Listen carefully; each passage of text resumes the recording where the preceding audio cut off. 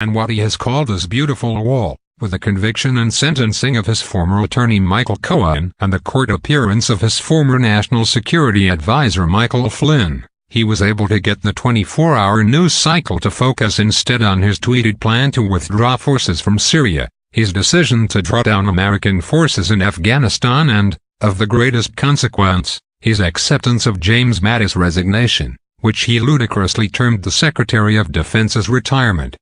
Mattis was the one truly credible voice of the administration in matters of national security. Universally recognized as a man of bedrock integrity, he was able to retain the trust of America's allies at a time when the president showed far more favor to her adversaries. Mattis made it clear that Russia and China posed the greatest threat to American interests and those of her allies. Indeed, he saw better than most that Russian President Vladimir Putin's prime objective was to undermine the NATO alliance, something that Joseph Stalin and his Soviet successors never managed to accomplish.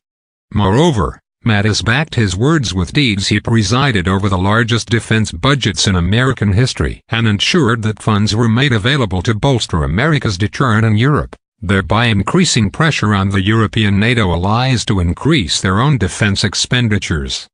He authorized the largest maritime exercise in the North Atlantic since the end of the Cold War, making it clear to Russia that there were limits to American tolerance of its predations. Mattis clearly would have preferred the continuation of large-scale exercises with the forces of the Republic of Korea, which were suspended in President Trump's orders. But he continued to support important freedom of navigation operations in both the South China Sea and the Taiwan Strait, sending a message to China that although it might be a rising power, American interests were not to be trifled with. Mattis increasingly found himself in an impossible position vis-a-vis the White House and the president. In the early days of the administration, he was able to walk the president back from his most inflammatory statements about NATO. Several months later he was able to convince the president to maintain a significant military presence in Afghanistan.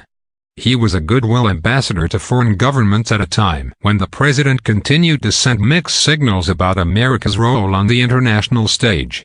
But he had to swallow bitter pills as well. He stoically deployed troops to the Mexican border, knowing full well that they could be employed far more efficiently elsewhere. And he remained silent when the president characterized him as a sort of Democrat. But the president's abrupt decision on the withdrawal of Syrian forces ultimately was a bridge too far for Mattis. As his resignation letter made abundantly clear, Mattis fundamentally disagreed with Trump as to how allies should be treated and adversaries confronted. He made clear that, whereas Trump was nothing but an armchair general, he, Mattis, came from a different place. As he wrote, "My own views on treating allies with respect and also being clear-eyed about both malign actors and strategic competitors are strongly held and informed by over 4 decades of immersion in these issues." The Pentagon has been one of the few places in government where morale was holding steady, though barely so.